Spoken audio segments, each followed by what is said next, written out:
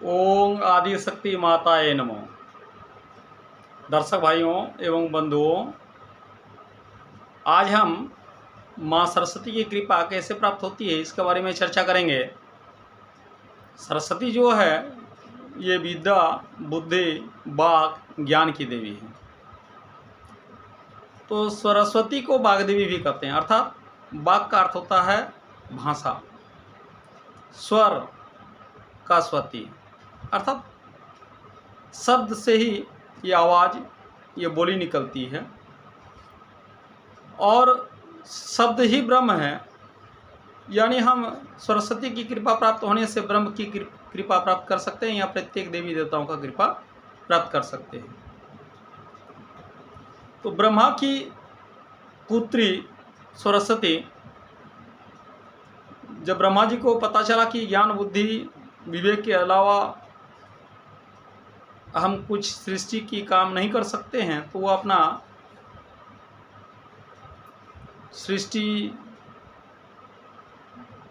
करने के लिए सरस्वती जी से शादी भी किए और भगवती वाग्देवी कैसे संतुष्ट होती है इसके बारे में चर्चा करेंगे। तो भगवती सरस्वती को प्रजापत ब्रह्म की पुत्री माना गया है।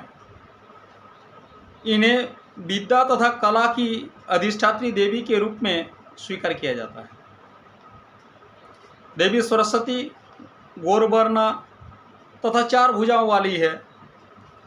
इनके 4 हाथों में क्रमशः वीणा, दंड अथवा पुस्तक, स्फटिक की माला और वर मुद्रा अथवा अभय मुद्रा से सुशोभित है। ये श्वेत वस्त्रों को धारण करती है। मस्तक पर मुकुट, कानों में कुंडल तथा कंठ में मुक्ताहार सुशोभित रहता है। ये श्वेत पद पर विराजती है। इनका मुख्य वाहन हंस माना गया है। उपवाहन के रूप में मयूरपंछी को माना गया है या मयूरपंछी की गणना की जाती है। भगवती सरस्वती अनुपम सौंदर्यशालिनी है। इनके नेत्र कमल के समान सुंदर है। ओठों पर सदैव मुस्कान विराजती है। अंग अंग से उज्ज्वल प्रकाश की किरणें जैसे फूटती रहती है। ये अपने भक्तों को मोहांधकार से दूर कर उन्हें श्रेष्ठ विद्या एवं सत्य बुद्धि प्रदान करती है। ब्रह्मा, विष्णु, शिव, इंद्र, सनकादि देवी देवता इनकी सदैव वंदना करते रहते हैं। ये अपने सेवकों को विद्या के अतिरिक्त यश, कीर्ति तथा संपूर्ण मनोरथ की सिद्धि भी देती है। यूँ तो वाग्देवी भगवती सरस्वती भी अनादि अनंता है, तथापि इनका जन्म दिवस बसंत पंचमी के दिन हुआ है। अतः इस तिथि को सरस्वती देवी का पूजन अर्चन विशेष रूप से किया जाता है। विद्यार्थियों के लिए भगवती सरस्वती की उपासना से अधिक फलदायक अन्य किसी देवी देवताओं की उपासना में नहीं है। यानी विद्यार्थी अधिकतर विद्या प्राप्त यदि करना चाहते हैं तो आदिशक्ति की ही एक रूप है सरस्वती जी का पूजा अर्चना निश्चित रूप से करनी होगी, प्रतिदिन करनी होगी। दीपावली दिन भगवती महालक्ष्मी की पूजा के साथ ही भगवती सरस्वती का भी विशेष पूजा की जाती है। इन्हें वाग्देवी, शारदा, बीना पाणी, हंस वाहिनी, श्वेत पद्मासना, बीना धारिणी, विद्या प्रदायिनी आदि अनेक नाम से सरस्वती का नाम है और अनेक नामों से ये प्रसिद्ध है। महाकवि कालिदास को भगवती सरस्वती की कृपा से ही कवित्व शक्ति, ज्ञान एवं विद्या, बुद्धि की कीर्ति प्राप्ति हुई थी। इस संबंध में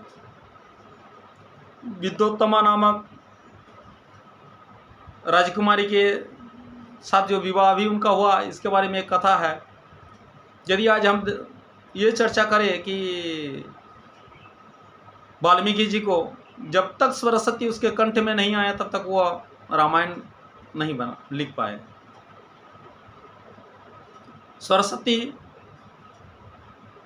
की कृपा से प्रत्येक जीव अपने आराध्य तक पहुंच सकते हैं। इनकी कृपा के अलावा साधित कार्य साध्य नहीं होते। यदि देखा जाए रामायण काल में देखते हैं तो तीनों रावण, कुंभकर्ण और विभीषण तीनों जब तपस्या किए थे तो जब इंद्रासन की मांग कुंभकर्ण कर रहे थे तो सरस्वती उनके जिह्वा में बसकर इंद्रासन को निद्रासन के रूप में बता दिए और देवताओं को कल्याण किए।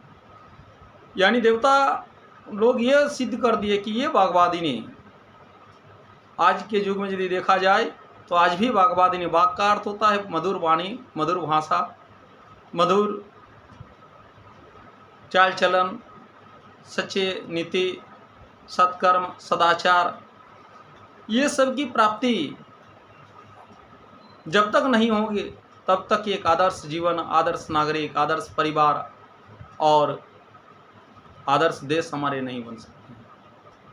अतः प्रत्येक जीवों को माँ सरस्वती की आराधना करनी चाहिए, पूजन करनी चाहिए, या मन मन में माँ सरस्वती जी की वंदना और मनन करनी चाहिए, ताकि वह वाग रूप में आकर हमें इस प्रकार से लोगों को वचन इस प्रकार से बोलने के लिए शक्ति प्रदान करे, ताकि हमसे सब खुश रहे, सब संतुष्ट रहे।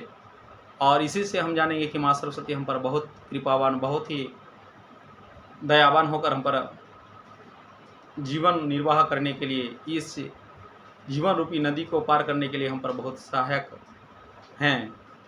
मैं इसी प्रकार से आगे का वीडियो में इस प्रकार से वीडियो देते रहूँगा। तो दर्शक भाई बंधुओं से मेरा विशेष आग्रह है और निवेदन है कि please like and subscribe my channel. ओम नमः आदि शक्ति माताये नमः।